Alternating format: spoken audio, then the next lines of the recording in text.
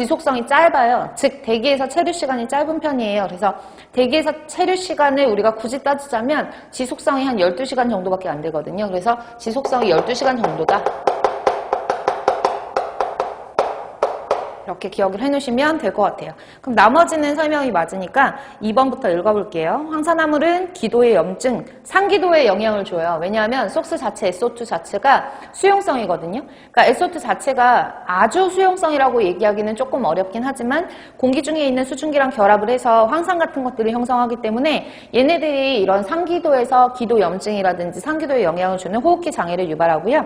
3번에 보시면 황화수소는 황화물 중에서 자연계에서 가장 많은 양을 차지하고 있는 게 황화수소라고 했고 황화수소 자체는 맹독성이에요. 그래서 제가 수질 파트 할 때도 맨홀 할 때 설명드렸는데 하수에서 혐기성 상태에서 발생하는 그런 황화수소가 독성을 유발하는 물질이기 때문에 그런 가스에 의해서 중독돼서 맨홀 청소하시는 분들이 돌아가시고 그러는 거다.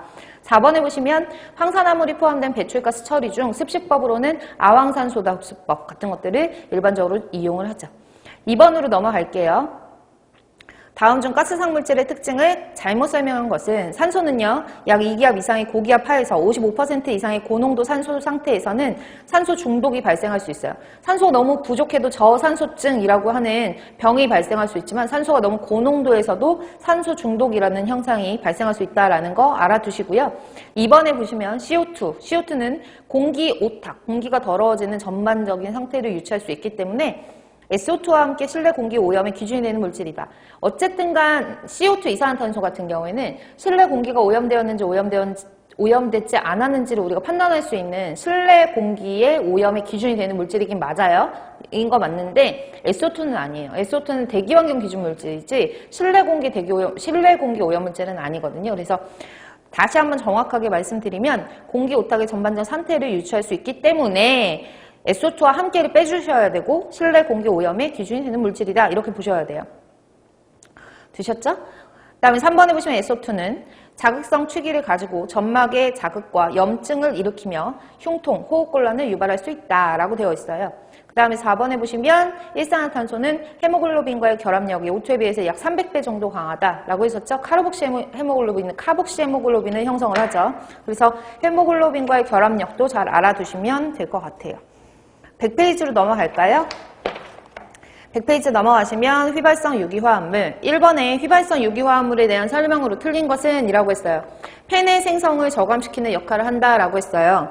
우리가 탄화수소류 잠깐 앞으로 넘어가셔서 여기 광학스모그에서 우리가 탄화수소류라고 했잖아요. 이 탄화수소류가 큰 범주라고 하면 그 탄화수소류 안에 휘발성 유기화합물이 포함이 되어 있죠. 그러니까 여기에 휘발성 유기화합물이 이렇게 포함이 되는 거예요. VOC가 여기에 포함이 되는 거죠. 그럼 휘발성 유기화합물이 존재를 하면 펜의 생성을 저감시키는 역할을 한다라고 했는데 펜이라고 하는 것은 여기 2차 오염 물질이잖아요. VOC가 많다는 것은 탄화수소가 많다는 얘기고 탄화수소가 많이 존재하면은 우리가 광학 반응을 통해서 생성될 수 있는 2차 오염 물질이 더 많이 생성될 수 있는 거기 때문에 저감시키는 게 아니라 증가시키는 역할을 하는 거죠.